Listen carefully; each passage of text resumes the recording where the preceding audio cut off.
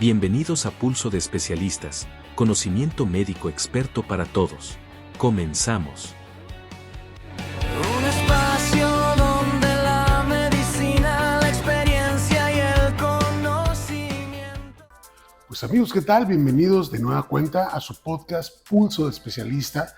Y lo prometido es deuda. Hoy tenemos con nosotros a nuestro gran amigo Carlos González. Él es especialista en neurocirugía. Así es, a la orden. Estimado, bienvenido a tu programa, a este podcast del especialista, donde hacemos entrevistas de temas de tu especialidad. De hecho, este tema que vamos a hablar ahora es del adenoma de la hipófisis. Vamos a hacerte unas preguntas.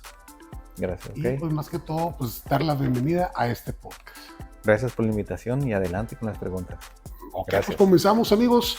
No sin antes agradecer a Grupo Gándara, el Hotel Gándara aquí en Hermosillo, por las facilidades que nos dan para llevar a cabo este podcast para ustedes. A su vez, mencionarles del Hotel Playa de Cortés, ahí en Guaymas. Excelente para ir a vacacionar. Y empezamos. Gracias. Para empezar, doctor, ¿qué es un adenoma de hipófisis y por qué es tan importante detectarlo a tiempo? Mira, un adenoma de hipófisis es un tipo de tumor de hipófisis. Perdón que te interrumpa, ¿qué es la hipófisis? Bueno, la hipófisis es una glándula que tenemos en la base del cráneo. Una glándula es un tejido del cuerpo que se encarga de producir hormonas. Entonces, en el cerebro es pues, la glándula más importante en la cabeza, ¿no? Esta glándula se encarga de controlar funciones de tipo endocrino. ¿Qué significa esto? De hormonales en todo el cuerpo. O sea, es como un faro para el resto de las glándulas del cuerpo. Hay muchas glándulas que, por ejemplo, las glándulas mamarias que secretan leche, por ejemplo. Los testículos producen hormonas, testosterona, además los ovarios producen hormonas para el embarazo y todo este tipo de cosas, ¿no? La tiroides, esas glándulas hay en todo el cuerpo y muchas de ellas reciben estímulo por parte de la hipófisis. Entonces este es un tejido que se encuentra en la base del cráneo, pegadita hacia el cerebro, donde característicamente parece como una pera colgadita de un tallo. No es la famosa silla turca. Está justo alojada en la silla turca, así es. La silla turca pues se llama así porque por su forma ahí en la base del cráneo, y es un huequito justo en el centro, en la base del cráneo, que aloja a la hipófisis, ¿no? ¿Qué función cumple la hipófisis en el organismo y por qué se le conoce como una glándula maestra? Bueno, mira, precisamente por esta situación de que controla el resto de las hormonas, el resto de las funciones. La hipófisis tiene anatómicamente peculiaridades. Tiene una parte puramente endocrina, donde son tejido glandular, que es tejido que produce las hormonas, y otra parte neural. También tiene una porción donde son tallos de hormonas que se encuentran más arriba en la cabeza, una área que se llama hipotálamo. Entonces estas prolongaciones llegan hacia la hipófisis, forman la porción neural de la hipófisis, que es la más pequeña, pero pues es muy importante también. Entonces hay neurohipófisis y hay adenohipófisis. Entre estas dos porciones de la glándula, producen un montón de hormonas que controlan, por ejemplo, la tiroides, las glándulas suprarrenales que se encuentran arribita de los riñones, para producir el cortisol, este tipo de cosas. Controlan la prolactina, que sirve, por ejemplo, para la secreción de leche por los pezones. Controlan las hormonas de los testículos, de los ovarios, que son las hormonas gonadotrópicas. Entonces, todo este control está dado por la hipófisis y tienen un ciclo característico de ahí que nosotros vemos durante la escuela de medicina, es que se autolimitan, o sea, se encarga de producir las hormonas. Esta manda la señal al testículo, por ejemplo. El testículo produce su hormona y esta, a su vez, la hipófisis la detecta y ya deja de producir el estímulo. O sea, mantiene un equilibrio ahí. Así es, entonces mantiene el equilibrio de la función hormonal en muchas funciones metabólicas del cuerpo, ¿no? O sea, quiere decir que si no funciona bien hipófisis, o sea, corremos el riesgo de que se desbalanceen las hormonas. Sí, definitivamente, así es. Perdemos control hormonal. Y otra característica importante es por la localización. Está en estrecha relación con el nervio óptico y el lugar donde se unen ambos nervios ópticos, que se llama quiasma óptico, en la base del cráneo. Entonces, cualquier lesión o crecimiento o tumor en la hipófisis La vista, comprime la vía visual. Entonces, es algo muy característico, ¿no? Entonces, esta pregunta que me hiciste al inicio, pues los tumores de hipófisis se originan en esta glándula. Son lo más frecuentes son los adenomas de hipófisis, hay otro tipo, pero lo más frecuentes son los adenomas. Y son muy importantes tanto por el descontrol endocrino que pueden condicionar, como por la pérdida visual que puede haber, ¿no? Ok. ¿Qué tan frecuentes son los adenomas de hipófisis en la población? Son frecuentes, aproximadamente un paciente, 1 o 2 pacientes por cada 10,000 habitantes. Entonces parece poco, pero realmente es bastante, ¿no? Mucha gente vive con un tumor de hipófisis. En muchas ocasiones no se detectan, inclusive pueden pasar desapercibidos durante la vida. El paciente fallecer, no saber que tuvo un tumor. ¿Cómo se detecta? Se hacen estudios de imagen, estudios de laboratorio, etcétera, que nos pueden ayudar a detectarlo. Pero lo que te comentaba, que en ocasiones se da cuenta en un estudio de patología, por ejemplo, post-mortem, que había una lesión de hipófisis que no se detectó y que en ocasiones no te causa gran problema. Indirectamente también se puede. En otras ocasiones, pues sí te da síntomas que te hacen pensar que puede haber esta lesión. Se hacen los estudios, se corrobora que existe y se trata, ¿no? Así es. ¿Cuáles son las principales causas o factores de riesgos asociados a esta enfermedad? Una causa como tal no existe. Son idiopáticos, salvo algunas excepciones donde hay cierta susceptibilidad para que se presenten, pero la gran mayoría de las ocasiones son lesiones esporádicas, aisladas, que no tienen una relación causal como tal. ¿Qué significa? Pues no fue una exposición a un elemento, no fue en radiaciones, no fueron porque sales alimentos. Sí, exactamente. Son cierta predisposición que tienes para presentarlo. Y el rango de edad, por ejemplo, que se puede presentar, o sea, varía o es en general. Lo más común es el adulto joven, 40, 50. Sí, incluso más joven, ¿no? Ajá. Se presenta tanto en hombres como en mujeres. Poquito más alta la prevalencia en mujeres, pero sí puede afectar a ambos sexos, ¿no? Okay. ¿Los adenomas de hipófisis son considerados tumores cerebrales como tal? En lo general, al ser un tejido glandular y no ser una neurona, en la parte de la adenohipófisis, podrían considerarse no un tumor cerebral como tal, pero al estar alojado dentro del cráneo, pues definitivamente pues es un tumor de la cabeza, un tumor cerebral, ¿no? ¿La mayoría de esos tumores son benignos o malignos? La mayoría son benignos. Tienen una peculiaridad también que, pues dependiendo del origen en la parte de la hipófisis, es el tumor que se presenta. ¿A qué voy con esto? En la hipófisis hay varios tipos de células. Por ejemplo, hay las células que se encargan de producir, por ejemplo, la hormona adrenocorticotrópica, que es la que se encarga de controlar las suprarrenales, un ejemplo.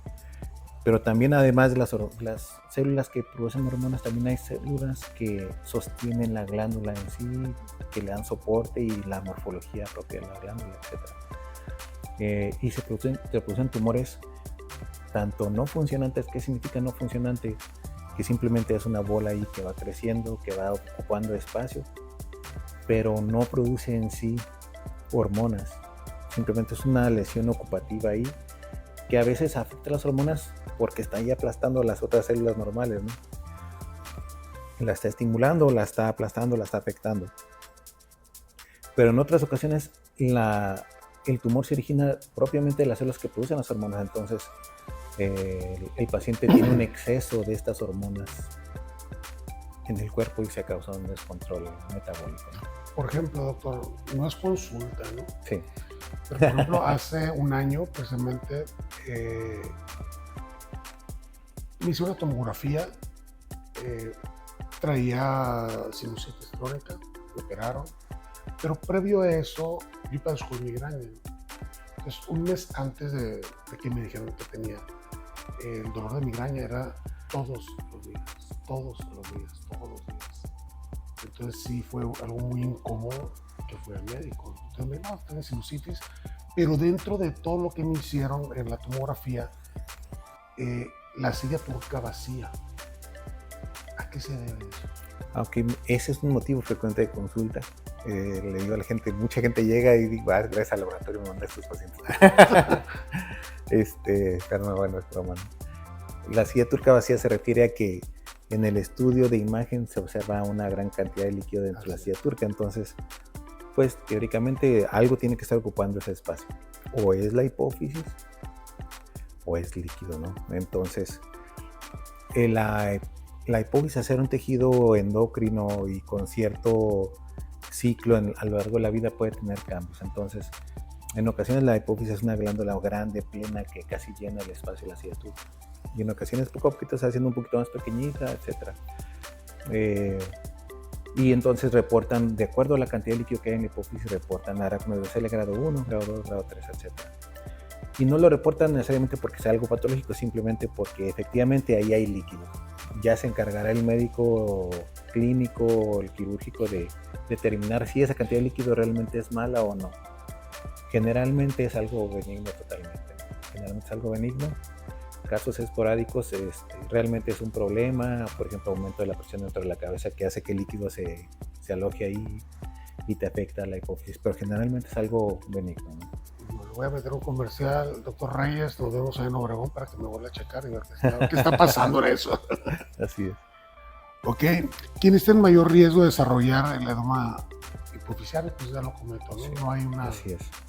Pues a hombres, mujeres, generalmente digo adultos jóvenes, un poquito más altos mujeres, ¿no? Ok. ¿Cuáles son los síntomas más comunes que deben de alertar a los pacientes sobre esta enfermedad? Bueno, todos los descontroles hormonales,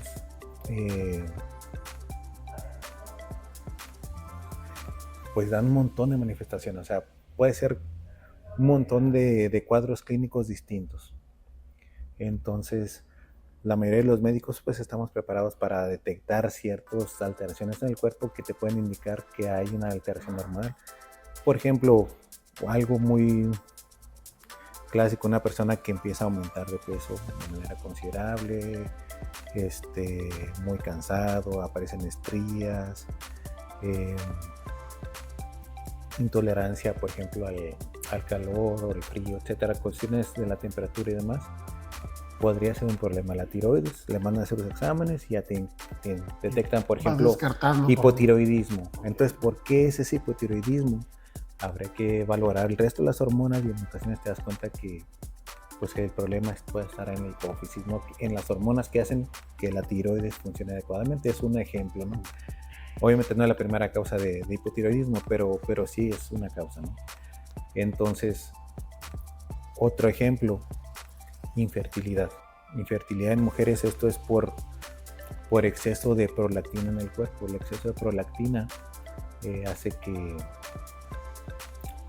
no puedan embarazarse los pacientes. Entonces, en la consulta de ginecología va la paciente porque sabe que doctor no me puede embarazar, doctor no se puede, ¿qué está pasando conmigo? Le van a hacer estudios hormonales en el que se encuentra la prolactina alta, se encuentra pues ok, probablemente es la hipófisis y hay tratamientos y demás.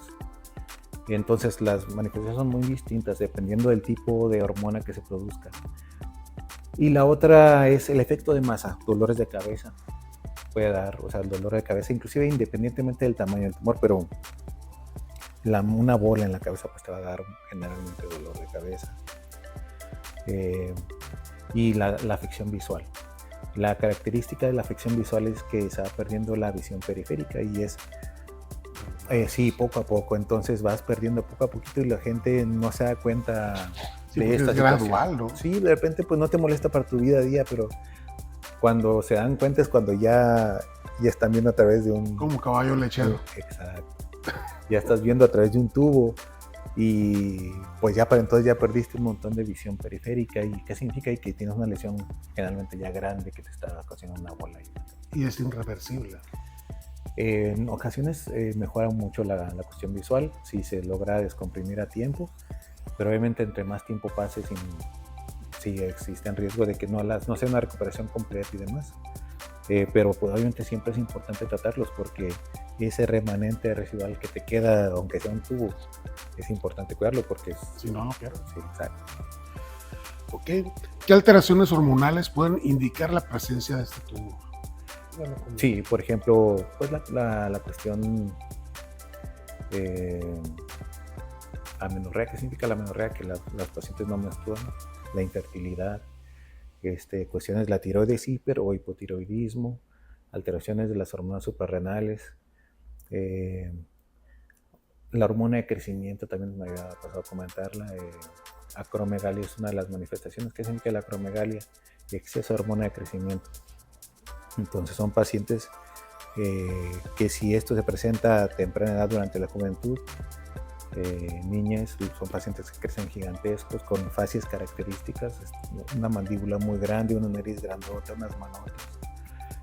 Hemos visto, por ejemplo, muchos luchadores, muchas personalidades de las películas y demás son pacientes que han tenido acromegalia.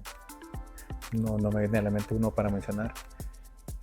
Pero sí, por ejemplo, es una característica que se llama gigantismo, ¿no? Gigantismo cuando están grandotes.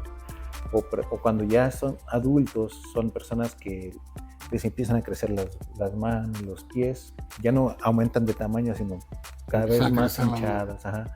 Los zapatos ya no les quedan, cambian de tipo de calzado porque ya no les quedan.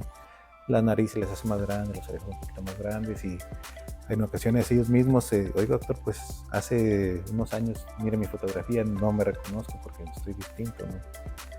Se llama acromegalia, no es tampoco tan raro, no es tan raro que se presenten. De hecho, tengo 1 o 2 pacientes que han llegado a la consulta por dolor de cabeza y tú les ves las facies características que ya estás acostumbrado a ver, mandas a hacer el examen y resulta que es esto, ¿no? Entonces, pues sí es otra causa, ¿no? De un tumor de hipófisis, ¿no? Generalmente este tipo de tumores funcionales no son tan grandes, son pequeñitos, pero producen muchas hormonas, o sea, independientemente del tamaño. Por eso de ser la controladora de las glándulas madre, como glándula madre. Así es. Otras manifestaciones de enfermedad de la tiroides, perdón, de la hipófisis es el síndrome de Cushing, que es por exceso de esteroides de cortisol en el cuerpo. La enfermedad de Addison, el déficit, que es la contraparte. Todas estas pueden ser causadas por un tumor de hipófisis, ¿no? Por ejemplo, el síndrome de Cushing, ¿qué significa esto? Son pacientes que por la cuestión hormonal tienen nosotros llamamos facies de luna llena o la cara de luna llena, que es una cabeza redonda, cara redonda, las mejillas abotagadas, la aparición de estrías violáceas en el cuerpo, la forma del cuerpo, un poquito una pancita, una jiba dorsal, alguna manifestación así que va cambiando tu cuerpo, entonces se llama síndrome de Cushing. Las manifestaciones, ¿no? Y se llama enfermedad de Cushing cuando es producido por el exceso de la hormona, efectivamente, y muchas cuestiones es un tumor de hipófisis. No siempre, pero sí. Perfecto. Entonces eso es un montón de cosas, ¿no? ¿A qué voy con esto? Es que como médicos pues, tenemos que estar atentos a todo este tipo de manifestaciones, saber interpretar esos famosos exámenes hormonales y tener en cuenta que en ocasiones pues es un tumor que es importante tratar, que muchas veces es curable esta lesión y es importante sobre todo porque aparte de la cuestión hormonal te puede afectar la vista, ¿no? Perfecto. Vamos a ir a un corte, Doc. De acuerdo. Amigos, no se despeguen, seguimos platicando ese importante tema sobre la hipófisis con el doctor Carlos González, neurocirujano. Continuamos.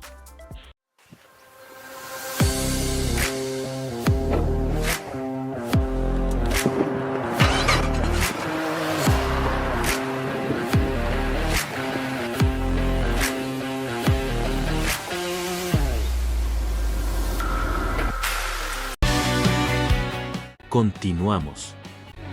Un espacio donde la medicina...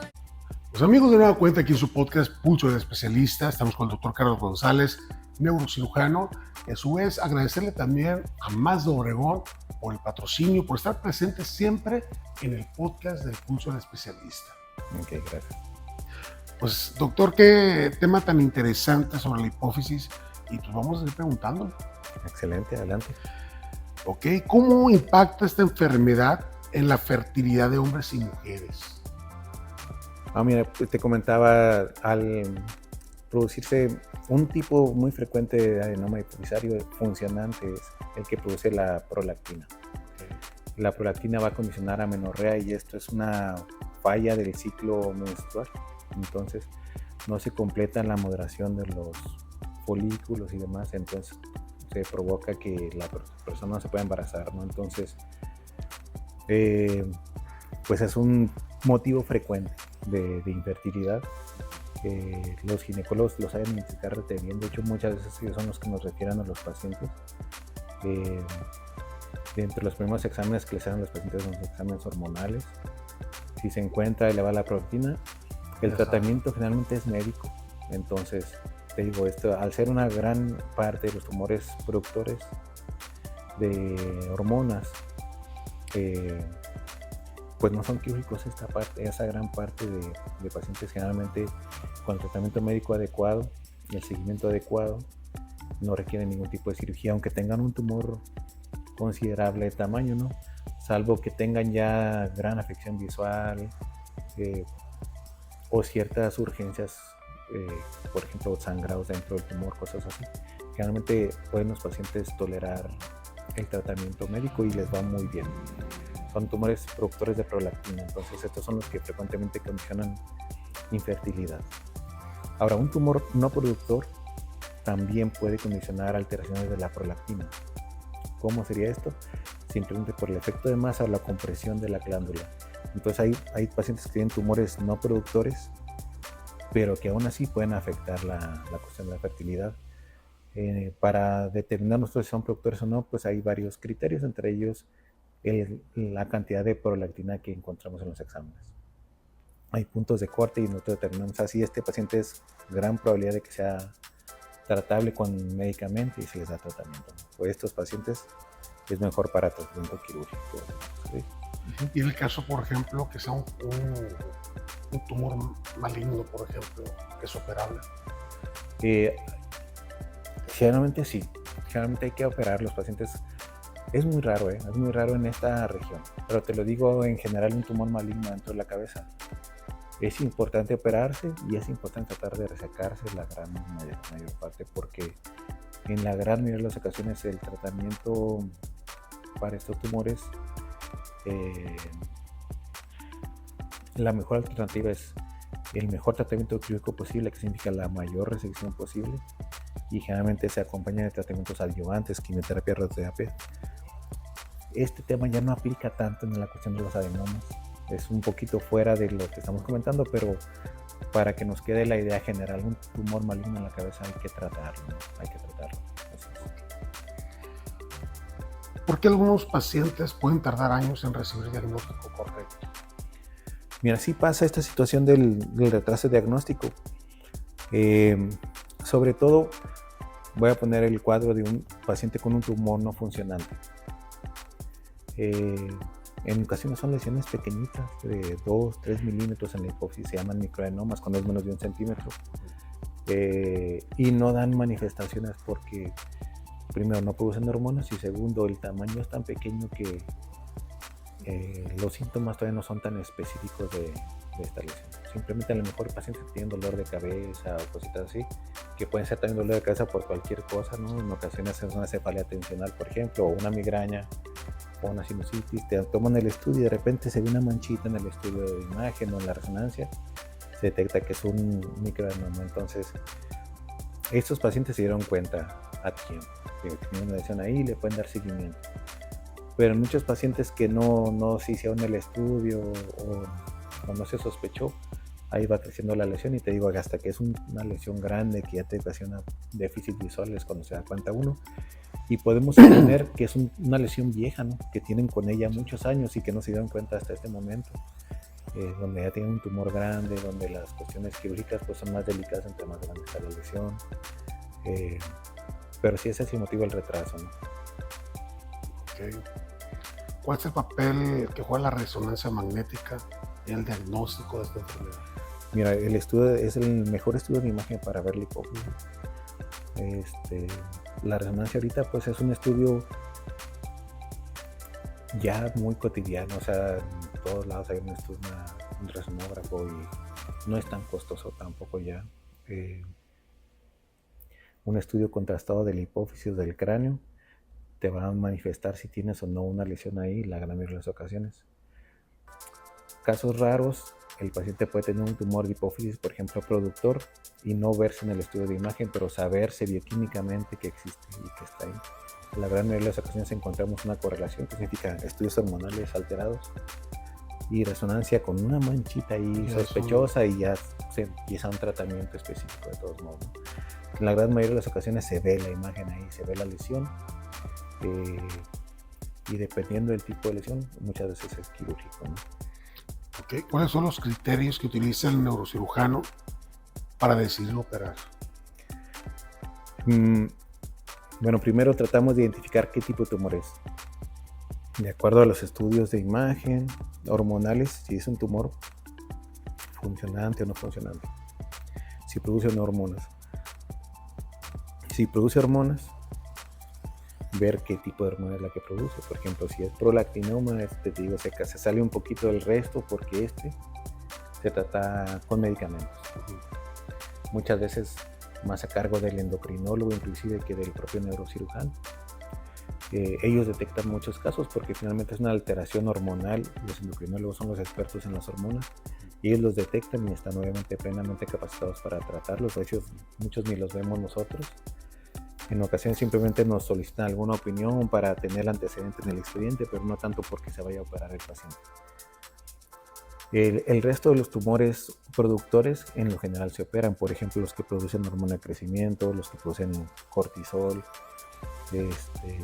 son de manejo quirúrgico, independientemente del tamaño, porque una buena resección quirúrgica, aunque sea un tumor pequeño, puede llevar la cura bioquímica. ¿Qué significa eso? Que el paciente ya no va a requerir tratamientos médicos, tratamientos invasivos, etcétera, porque ya le quitaste la bolita que producía las hormonas. Y el otro gran grupo es los tumores no funcionantes, donde son plenamente quirúrgicos, porque el crecimiento de esta lesión va a condicionar afección tanto hormonal como visual, ¿no?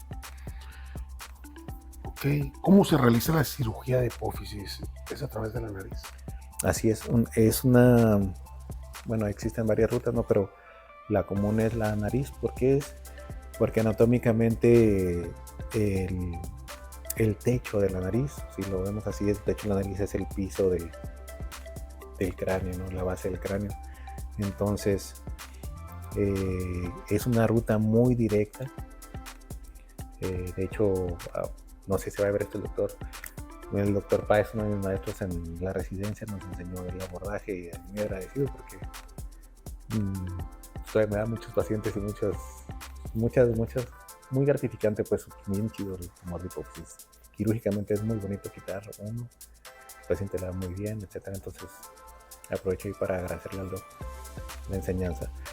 Sí, pero es una vía directa, entonces se puede utilizar el microscopio, se ponen unos espejos especiales que son como unos tubitos para trabajar a través de un orificio de aproximadamente 1 centímetro, y con un microscopio se puede ver lo que hay dentro ahí de la ruta, que es el piso de la silla turca. Quita uno el piso de la silla turca y ya queda sobre el tumor. Y también existe la vía endoscópica, que es igual por la nariz. ¿Cuál es la diferencia? Es que en lugar de estar viendo a través del tubito desde acá, desde afuera, se mete un instrumento que tiene una cámara hasta adentro y te da una visión más amplia todavía de la lesión. Entramos en una estructura de la cavidad nasal que se llama seno esfenoidal, donde es un hueco recubierto por mucosa semejante a la de la nariz, y que el techo de este seno esfenoidal es el piso de la silla turca. Entonces Digo a la gente, si lo haces con el microscopio, es como si estuvieras viendo esta lesión a través de un tubo, lo ves por ahí por adentro. Y con el endoscopio es como si estuvieras asomando dentro del hueco, o sea, te da un panorama grandísimo. Entonces, es lo nuevo, es lo más moderno entrar con un endoscopio ahí, te ofrece mejor visualización. La manera de trabajar quirúrgicamente es muy similar. Se quita el piso de la silla turca, que es un huesito delgadito. Generalmente, entre más grande está el tumor, más adelgazado está ese huesito. Se abren las capas del cerebro y se empieza a quitar el tumorcito. Se trata de respetar las cubiertas del cerebro. Una de ellas se llama aracnoides, que tiene líquido. Se trata de respetar, no romperla cuando se puede. En ocasiones es importante y necesario hacerlo, pero tratar de no hacerlo para que el paciente no tenga complicaciones postquirúrgicas. Tratar siempre de respetar el tallo hipofisario, que es la comunicación de la neurohipófisis hacia las neuronas del hipotálamo, que es una estructura súper finita. Y con el tumor ahí, pues es todavía más difícil a veces de identificar porque está aplastada totalmente. Entonces quitas tumor y en ocasiones se puede lastimar esta comunicación y darte algunos problemas secundarios a la cirugía, ¿no? O sea, no es una cirugía exenta de riesgos. Aunque es muy bien tolerada, pues existe el riesgo, pero lo importante es, le digo a la gente, es saber manejar la complicación, ¿no? Si presentan alguna alteración hormonal secundaria a la resección, saber qué hacer en ese caso para dar el tratamiento oportuno y adecuado, ¿no? Perfecto. Vamos a hacer un corte y regresamos. Okay, amigos, no se despegan. Seguimos hablando de este tema tan importante, lo que es la hipófisis, la glándula maestra. Así es. Y esto es Pulso, el especialista con el Dr. Carlos González. Regresamos.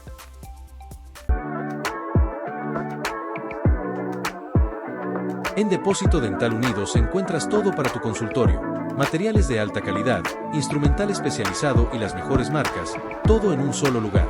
Porque sabemos que tu trabajo requiere precisión, confianza y respaldo. Visítanos en Boulevard Morelos 755D, Colonia Cumbres, en Hermosillo, Sonora. Depósito Dental Unidos, tu aliado en cada sonrisa.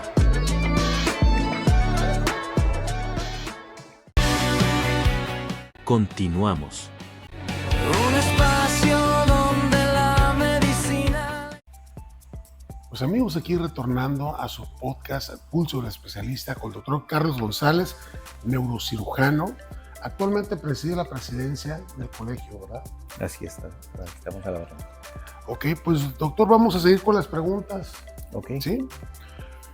¿Cuáles son los principales riesgos y beneficios de estos procedimientos?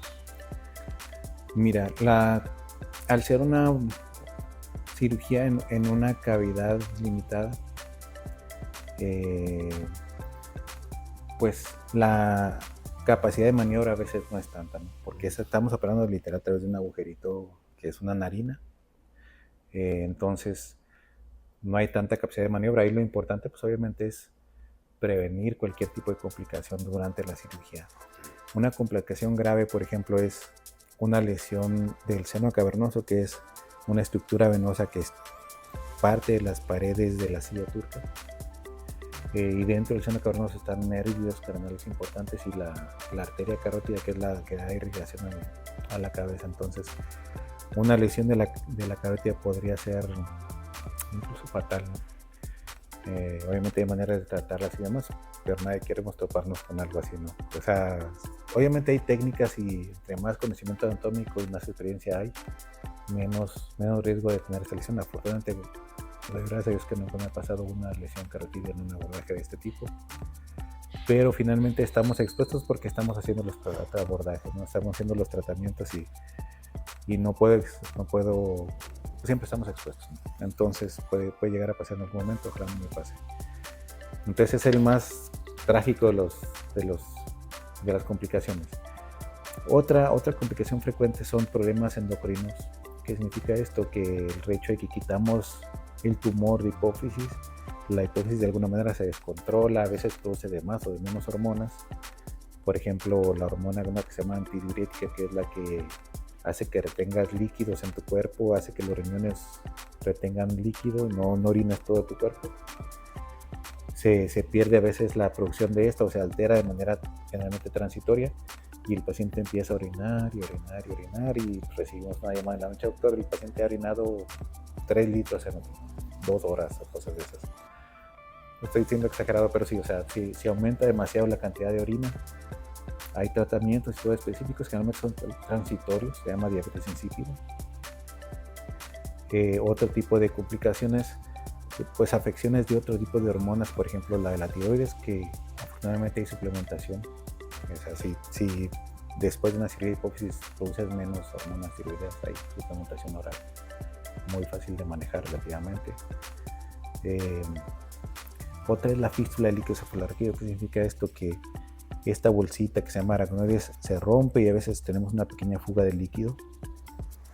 Igual hay maneras de tratarlos, tanto conservadoras como quirúrgicas, inclusive es necesario a veces entrar de nuevo a tratar de reparar una fístula. No es lo común, lo más común es que ciertas maniobras, por ejemplo el reposo, la colocación de un catéter subaracnoideo, etcétera, puede hacer que esto pase, pero finalmente es una complicación. Esto sí es algo que puede llegar a pasar, esto sí me ha pasado y afortunadamente lo hemos podido manejar adecuadamente. ¿Es posible eliminar completamente el tumor en una sola cirugía? Es el objetivo, ¿no? Entre mayor sea la resección, es mejor. ¿Por qué? Porque a veces eliminamos la necesidad de mayores tratamientos. La vía es muy noble, o sea, la vía transnasal es muy noble. Y en ocasiones, cuando hay un tumor residual, si el tumor es importante, por algún motivo no pudiste resecarlo completamente, en ocasiones vale la pena entrar nuevamente a tratar de resecarlo. Esto me ha pasado, sí he tenido pacientes que he tenido que entrar a resecar nuevamente un tumor, que no pude resecarlo de manera completa, que me quedó un residuo. Y a veces vale la pena entrar nuevamente y quitar ese pedacito. También existe alternativas de tratamiento, que significa a veces la lesión que queda es tan pequeña, etcétera, que la puedes vigilar o bien ofrecerle radiaciones. Generalmente son radiaciones en una sola dosis, que se llama radiocirugía, un equipo especial que es un gamma knife o un acelerador lineal, en que en una sola sesión el paciente entra, se planea darle radiaciones a específicamente ese foco y a través de muchos haces se radia concentradamente esa lesión y a veces es suficiente con eso. Es una cirugía no invasiva, pero que también puede tener sus complicaciones, la radiocirugía. A veces es un buen complemento para una resección. Pero sí, el objetivo siempre es tratar de quitarlo completo, porque si es así, pues ya el paciente ya queda, ¿no? ¿Y la recuperación? Es muy bien tolerado, ¿eh? O sea, simplemente el hecho de no abrir el cráneo y la cirugía transnasal, 1 o 2 días hospitalizado a veces es suficiente para vigilar a un paciente que se vaya a casa en buenas condiciones.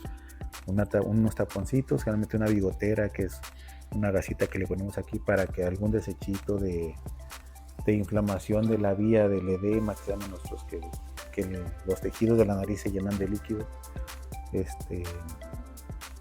se van a eliminar a través de la nariz y a veces manchan una gotita en la gasa.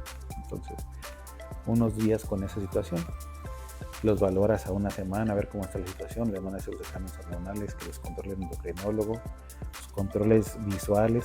Hay un estudio que se llama campimetría que nos detecta estas cuestiones de la visión periférica. Generalmente lo hacemos antes de la cirugía, después de la cirugía, para ver si efectivamente logramos algún cambio con la cirugía, si tuvimos un beneficio o tuvimos alguna afección de la vía visual, que también podría llegar a pasar, es otra de las complicaciones, o sea, una afección de la vía visual. Hay un pequeño grupo de pacientes que a lo mejor no hemos mencionado durante la plática que requiere cirugía transcraneal, que significa que a veces la lesión está tan fuera de la silla turca hacia superior, La parte de arriba. sí, que a veces es difícil poderla resecar de manera completa por dentro de la nariz. Ahora, la ruta de la nariz cada vez se ha ido explorando más y más. Entonces, hay centros en el mundo, incluso aquí en México hay médicos ya muy preparados en la ruta, en la que quitan gran parte, no nada más el piso de la silla turca, sino la pieza anterior, que significa la base del cráneo, la parte anterior, todo por la nariz, mucha exposición, y pueden lograr una reacción muy amplia de tumores grandes, que habitualmente o tradicionalmente esos tendríamos que entrar por la cabeza. Ahorita ya la ruta transnasal está siendo mucho más explorada. Pero sí hay algunos pacientes que finalmente requieren una cirugía transcraneal cuando ya sea anatómicamente la lesión no lo permite por vía transesfenoidal, o cuando hay una cirugía transesfenoidal fallida y que hace necesario entrar por la cabeza. Hay casos específicos. En ocasiones se hace una craniotomía y se puede quitar por algo. Ahora, por ejemplo, después de ya un tratamiento, supongamos, quitamos un tumor, la hipófisis, o sea, ¿puede volver a aparecer este tumor? Es importante el seguimiento. ¿A qué voy con esto? Es a veces los residuos del tumor pueden ser tan pequeños que no los detectemos en la imagen postquirúrgica. Entonces es importante todos llevar un seguimiento, o sea, repetir una resonancia, por ejemplo, unos 6 meses, si la resonancia está limpia, repetirla en 1 año, 2 años, etcétera. Se hace un seguimiento, pues. O sea, está en contacto Así es. con eso. Si llega a aparecer un pequeño residuo o algo que evidentemente ya sea una lesión tumoral, valorar dar tratamiento adyuvante, por ejemplo radiocirugía, o bien valorar nuevamente extirparlo. Y finalmente, si es una lesión muy pequeñita después de un manejo quirúrgico exitoso donde estuviste libre de enfermedad mucho tiempo, la radiocirugía es una buena opción. Perfecto. ¿Cómo cambia la calidad de vida de los pacientes tras el manejo exitoso? Pues bien bonito, ¿no? Es muy gratificante, o sea, una persona que va perdiendo la vista y de repente otra vez se le ilumina el mundo, ¿no? Digo, a veces son personas muy jóvenes, 30 y tantos años, que ya nos ven de un ojo, sí, jóvenes, y recuperan la vista. Entonces, mejora muchísimo la calidad de vida. Personas que no se han podido embarazar, etcétera, después de un tratamiento exitoso, en este caso realmente médico, les dan el tratamiento adecuado para la hiperprolactinemia, se embarazan, tienen sus chamaquitos y todo el rollo. Entonces, está muy explorado y muy estudiado, y los tratamientos son muy exitosos, ¿no? Los resultados son buenos. Okay. ¿Qué mensaje le darías tú a las personas que presentan síntomas pero que aún no han buscado atención médica? Mira, como todas las enfermedades, es importante atenderse. No hay que normalizar las situaciones, no hay que normalizar el hecho de no ver bien. No es normal. No es normal, hay que atender el hecho de que no me puedo embarazar, quién sabe por qué sea. No, hay que ir a atención médica. Mi hija no ha arreglado tiene 4 años que no arregla. ¿Qué está pasando por ahí? Hay que ir, no hay que ir a tratamientos, al ginecólogo, al internista, etcétera. Ellos sabrán hacer los estudios diagnósticos adecuados y referir a los pacientes cuando se logra un diagnóstico, pues, con nosotros, para que se pueda manejar, ¿no? Ok. Doctor, si pudieras transmitir una sola enseñanza sobre los adenomas de la hipófisis, ¿qué pudiera cambiar o incluso salvar vidas? ¿Cuál sería?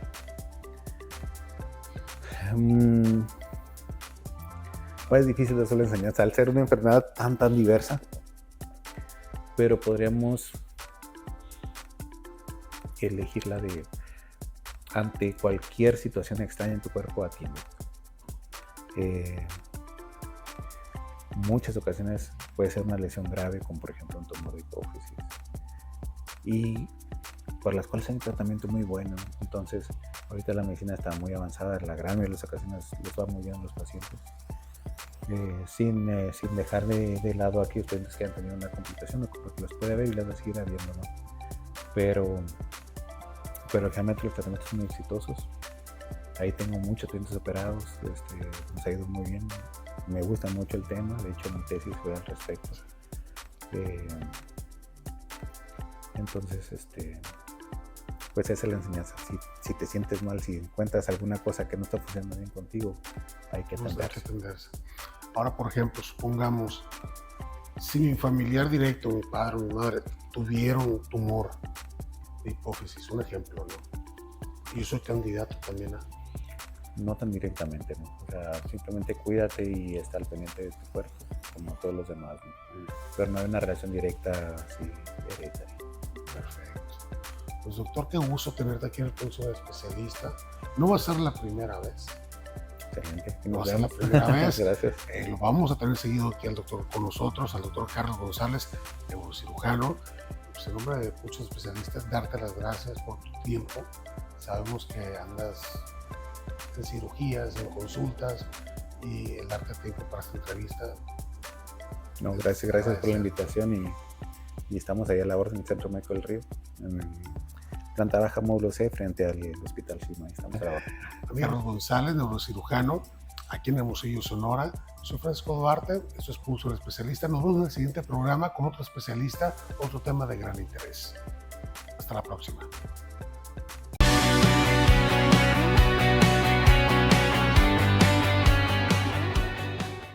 Esto fue su programa Pulso de Especialistas. Hasta la próxima.